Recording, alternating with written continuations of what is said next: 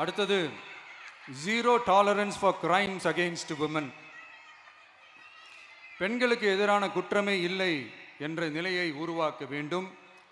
அதன் அடிப்படையில் தான் zero tolerance for crimes against women என்பதை உறுதிப்படுத்த வேண்டும் என்பது நம் மிகப்பெரிய கனவு, நம்மளுடைய விருப்பம்.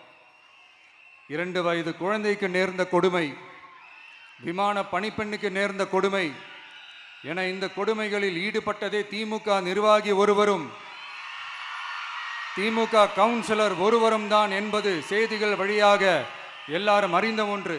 இதையெல்லாம் தடுக்க வேண்டும். பெண்கள் பாதுகாப்பை உறுதி செய்யும் வகையில் ராணி வேலு நாச்சியார் படை ஏற்படுத்தப்படும். சாதாரண உடையில் இருக்கிற இந்த படையைச் சேர்ந்த பெண்கள் பாடி கேம் உடன் ஆங்காங்கே பாதுகாப்பு பணியில் இருப்பார்கள். இந்த திட்டத்தின் கீழ் மாநிலம் முழுவதும் 500 குழுக்கள் அமைக்கப்பட்டு பெண்கள் பாதுகாப்பு உறுதி செய்யப்படும்.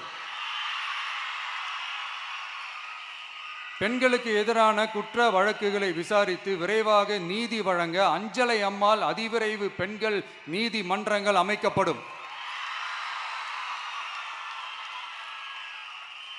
இந்த ஃபாஸ்ட் ட்ராக் கோர்ட்டுகளில் பெண்களுக்கு எதிரான கேஸுகள் எதுவும் இனி நிலுவையில் இல்லாத நிலை ஏற்படும்.